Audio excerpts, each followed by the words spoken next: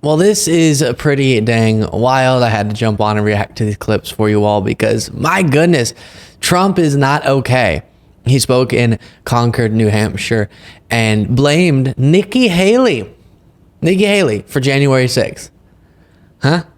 And said that he offered her 10,000 National Guard troops and she was in charge of security. Multiple times saying Nikki Haley. Now, the assumption is this was a brain malfunction and he was trying to say Nancy Pelosi, which is the lie that he tells, that she's to blame for January 6th or something. But instead he says Nikki Haley. I'll play that moment, then we'll look at some other crazy moments from this speech. First, here's Midas Touch reporting on it. Confused Trump blames Nikki Haley, it's just crazy, for January 6th in frightening show of cognitive decline. In another show of cognitive decline, Donald Trump blamed Nikki Haley for the January 6, 2021 insurrection during a rally in Concord, New Hampshire on Friday night. A sweaty Trump complained that they never report the crowd on January 6th. Yeah, because that's the notable part about that day. There were so many people at his speech. Lied that January 6th Select Committee destroyed their evidence. The materials remain publicly available, Midas Touch points out, and then falsely claimed that Nikki Haley is in charge of security at the United States Capitol.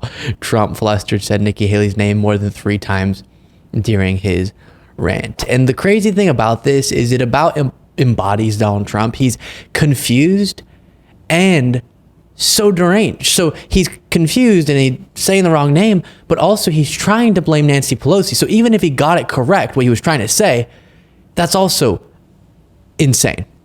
Take a look. Never reports the crowds, By the way, they never report the crowd on January 6th. Nikki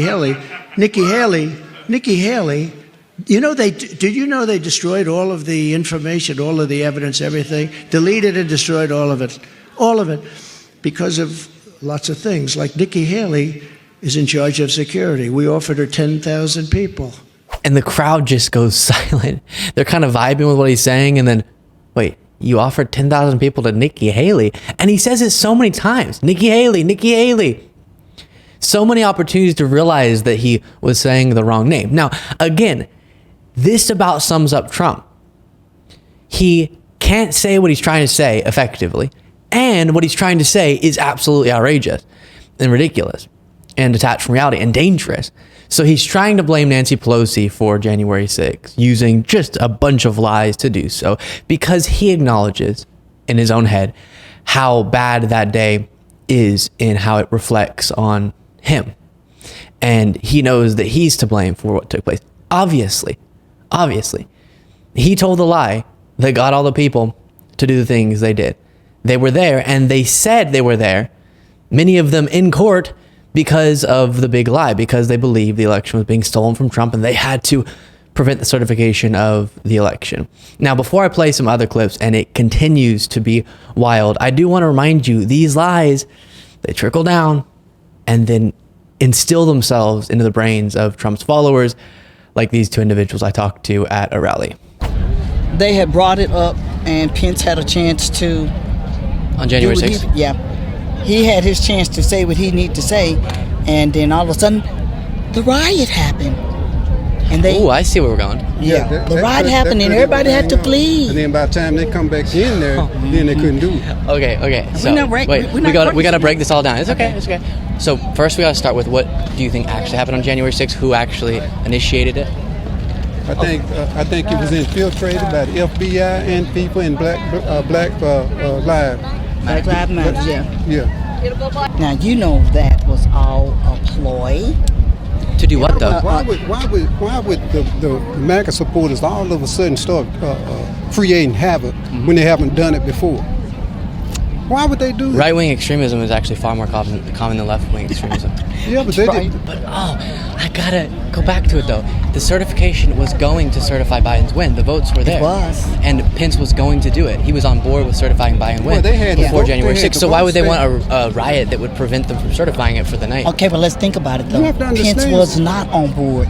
It's just when the person Pence said, do you have the names? They said we have the name. Has it been approved by the Senate? Yep. Or and just as he asked them that, bam. That's when the ride everybody took rushed off and out. everybody had to So rush out. after they got But then through, they came back and did what they were going to do anyways. yeah, but they couldn't do it after they come back. able to allow the media in this area. I've shown that clip now so many dang times, and it just never makes any more sense. Then moving on, Trump calls Xi Jinping and Vladimir Putin and Kim Jong-un very fine people. Was doing, and now he's backing a woman that I know very well, a woman that is not capable of doing this job. I know her very well. She's not tough enough, she's not smart enough, and she wasn't respected enough. She cannot do this job. She's not going to be able to deal with President Xi. She's not going to be able to deal with Putin and Kim Jong-un and all of the people the very fine people you have to deal with. So I'm no fan of Nikki Haley, but it's an interesting area to criticize her on from Trump's perspective, because he's saying that she can't deal with foreign leaders and foreign countries whenever he was the guy, he was the president who appointed her to be the UN ambassador. So he's saying she can't deal with these foreign countries and foreign leaders, but I put her in the position where she would absolutely have to do that on a daily basis. What does that say about Donald Trump's judgment? If he's saying she's bad at doing that and can't do it, and then gave her the job where she'd have to do that every single day. Then, and this one's just a little bit strange, he is talking about China and Russia, and his voice sounds like it goes from normal to on helium. Russia or China. And she was sitting there like, what the hell? She didn't.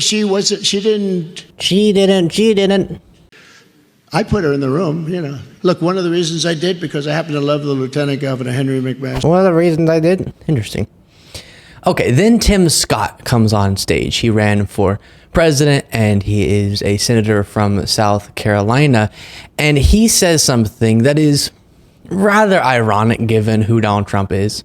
We need a president who will restore law and order. We need Donald Trump. Oh, we need a president who will lower our taxes and not raise our taxes. We need a president like Donald Trump. So rather cringy, but he says, we need a president that will restore law and order.